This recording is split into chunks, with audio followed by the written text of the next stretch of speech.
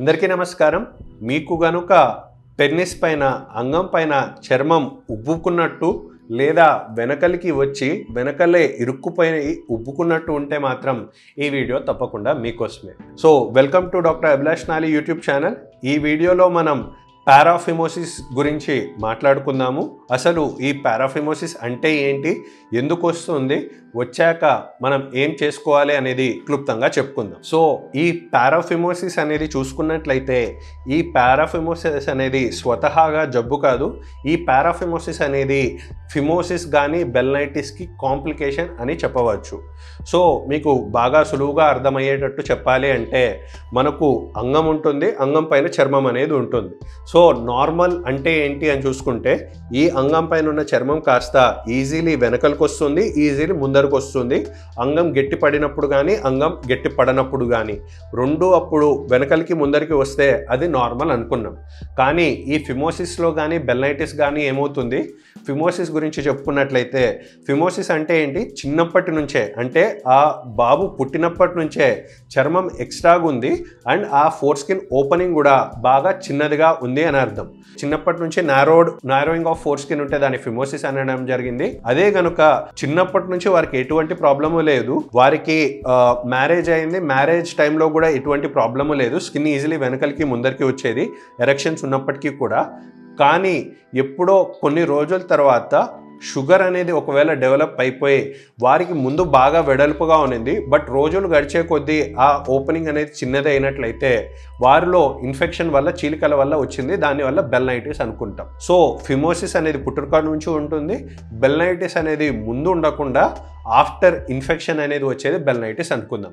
కానీ ఈ ఫిమోసిస్లో కానీ బెల్నైటిస్లో కానీ జరిగేది ఏంటి అని చూసుకుంటే వెడల్పుగా ఉన్న ఫోర్ స్కిన్ ఓపెనింగ్ కాస్త చిన్నదైపోవడం అనేది గమనిస్తూ ఉంటాం.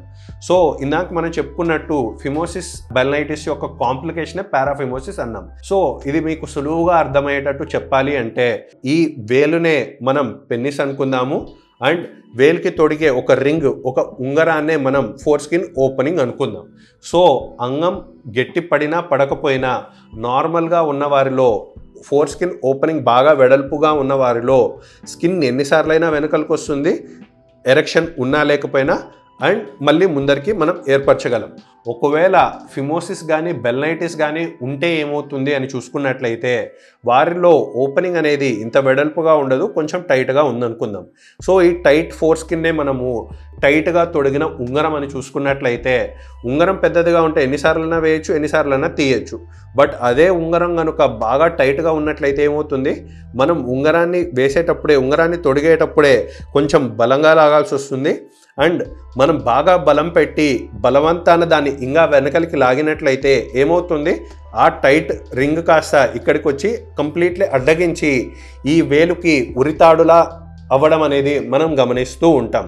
అలా ఒకవేళ ఉరితాడులాగా అయినట్లయితే ఈ వేలికి ఉంగరం టైట్ అయిపోతే జనరల్లీ మనం ఏం చేస్తాము, ఈ పార్ట్ని బాగా మసాజ్ చేసినట్టే చేసి సోప్ వాటర్తో బాగా నానబెట్టి ఉంగరాన్ని మనం తీయడానికి ట్రై చేస్తున్నాం.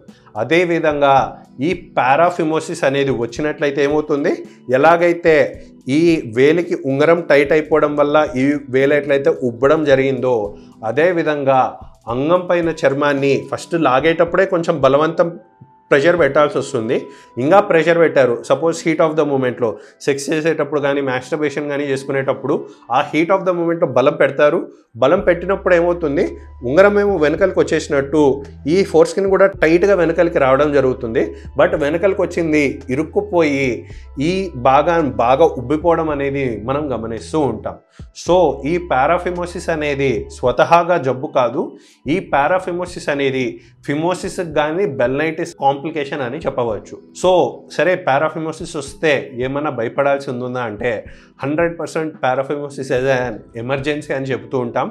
ఎందుకు ఎమర్జెన్సీ అంటే ఈ వేలికి ఉంగరం బాగా టైట్ అయిపోయినప్పుడు ఇదంతా ఉబ్బుకొని నొప్పి ఎట్లయితే తీవ్రంగా భరించలేనంత ఉంటుందో అదేవిధంగా ఈ పారాఫిమోసిస్ వచ్చిన వారికి పెన్నిస్కి ఉరితాడులా వాళ్ళ ఫోర్ స్కిన్ అనేది అవుతూ ఉంది కాబట్టి ఆ ఉరితాడుని ఎంత త్వరగా రిలీజ్ చేసినట్లయితే అంత త్వరగా రికవరీ అనేది ఉంటుంది.